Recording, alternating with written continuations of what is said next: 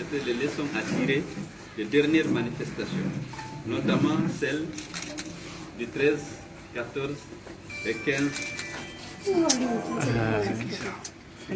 15 janvier 2020.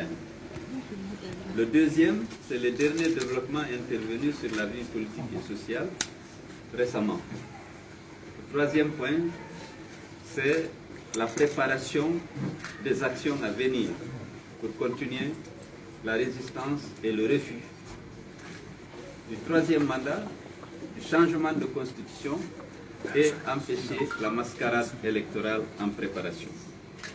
En ce qui concerne le premier point, l'opposition politique se réjouit du succès de nos manifestations à Conakry et à l'intérieur du pays et félicite les partisans du FNDC et tous les patriotes qui ont apporté leur contribution au succès de ces manifestations. Je les invite à se mobiliser encore plus pour la semaine prochaine. Le deuxième point, c'est le dernier développement. Il y a bien entendu le décret de M. Alpha Condé invitant les citoyens guinéens à aller en campagne à partir du jeudi. Le deuxième point, c'est l'affichage des listes électorales et la continuation de cette mascarade électorale. Sur ces points, nous avons noté que M. Alpha Condé, qui est champion du désordre, continue naturellement d'aggraver le désordre qu'il a instauré dans le pays. Parce que pratiquement, il n'est pas possible de tenir ces élections dans les délais annoncés par la CENI. Mais en plus, vous vous retrouvez dans une situation où la campagne est ouverte, les listes ne sont même pas encore complètement affichées. Vous savez les raisons pour lesquelles l'opposition politique a décidé de ne pas prendre part à cette mascarade. On l'avait dit ici la semaine dernière. D'abord, il y a le fichier. Ce fichier est très loin de refléter l'état réel du corps électoral. Nous avons 8,3 millions électeurs en Guinée, pour une population estimée par l'Institut national de la statistique de 12 millions. Soit un ratio de 68%. Il n'y a nulle part en Afrique un pays où 68% de la population vote. Parce que les statistiques des Nations Unies indiquent qu'en Afrique de l'Ouest, ceux qui ont moins de 16 ans, ceux qui ont moins de 18 ans, représentent 60% de la population. Donc, pourquoi nous sommes à 8 millions? Parce qu'il y a beaucoup d'enfants, il y a beaucoup de doublons. M. Kébé a refusé d'appliquer les recommandations de la mission d'audit qui voulait que tous les électeurs se présentent pour se faire enrôler de nouveau et que ceux qui ne le feraient pas seraient radiés. Alors, la CENI annonce qu'il y a 5 millions qui se sont mobilisés, mais il y a 3 millions qui étaient dans le fichier, c'est ce qui fait les 8 300 000.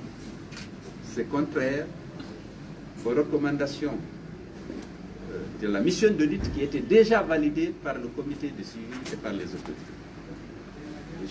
J'ai insisté sur le fichier parce qu'il est important. L'autre grief que l'opposition politique a fait, on ne peut pas, dans aucun pays du monde, commencer une élection sans la terminer, entamer une autre. Vous savez pertinemment que les élections locales ne sont pas terminées. Les conseils régionaux et les conseils de quartier ne sont pas mis en place. Alpha Condé, parce que ça ne l'arrange pas, il veut garder les chefs de quartier qui sont des auxiliaires précieux pour la fraude en faveur du parti présidentiel, parce qu'ils sont nommés. Ils sont nommés par le pouvoir et c'est des militants zélés du RPG qui sont nommés comme chefs de quartier et chefs de district sur l'ensemble du territoire national. Il ne veut pas les changer et il viole encore une fois la loi. C'est le désordre parti avec Alpha. Donc nous avions exigé que ces élections entamées depuis 2010 soient terminées avant d'aller à une élection. C'est conforme à la loi et conforme à un arrêt de la Cour suprême qui vient d'être pris suite à une plainte introduite par l'opposition. M. Alpha Condé s'en fout des décisions de justice, il s'en fout de la loi. Il passe outre. Troisième problème, nous voulons avoir un président de la CENI qui rassure par sa neutralité, par son impartialité et par ses compétences. Ce qui est loin d'être le cas, malheureusement, ce Kobé qui obéit aveuglement à toutes les instructions de M. Alpha. Nous voulons que M. Alpha Condé respecte notre Constitution. Cette Constitution n'a pas prévu de dispositions permettant de la changer entièrement. Donc il faut qu'il renonce au changement de Constitution et de troisième mandat. Nous l'avons dit ici. Nous maintenons cette position. Il n'y aura pas mascarade électorale, nous ne tolérerons pas qu'il y ait mascarade électorale sans que les conditions d'un scrutin équitable et juste ne soient réunies. Et ça, les premières conditions, c'est celles que je viens de rappeler. Donc, l'opposition politique, sur les derniers développements, maintient sa position, la position qu'elle avait déjà prise, et va continuer la résistance et à s'opposer à l'organisation d'une mascarade électorale dans notre pays. Le programme pour les semaines à venir, ce programme est déjà annoncé par le FNDC, qui a invité déjà les Guinéens, tous les patriotes, y compris vous, parce qu'on sait que la presse a beaucoup d'agents qui aiment ce pays et qui sont attachés à la démocratie et à l'état de droit, qu'on se mobilise tous le mardi 21 et le mercredi 22 pour exprimer notre opposition à ce projet de troisième mandat et à cette mascarade électorale. Je vous remercie. Monsieur Selou, s'il vous plaît, vous avez suspendu la première mobilisation, la première résistance, la première étape.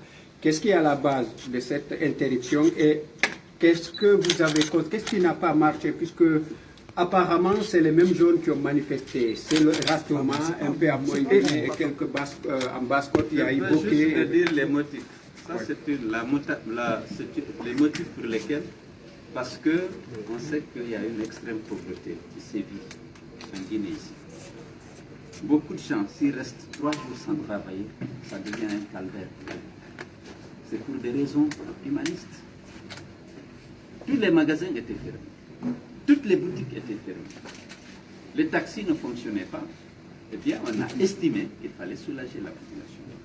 Et puis, suspendre pour que les gens puissent se ressourcer, puissent se réapprovisionner, et puissent travailler un peu. Ceux qui vivent au jour le jour sont plus nombreux et représentent la grande majorité de la population actuelle. Le deuxième motif, on a des morts. On a eu 3 morts, 2 à l'AD, un à Conakry.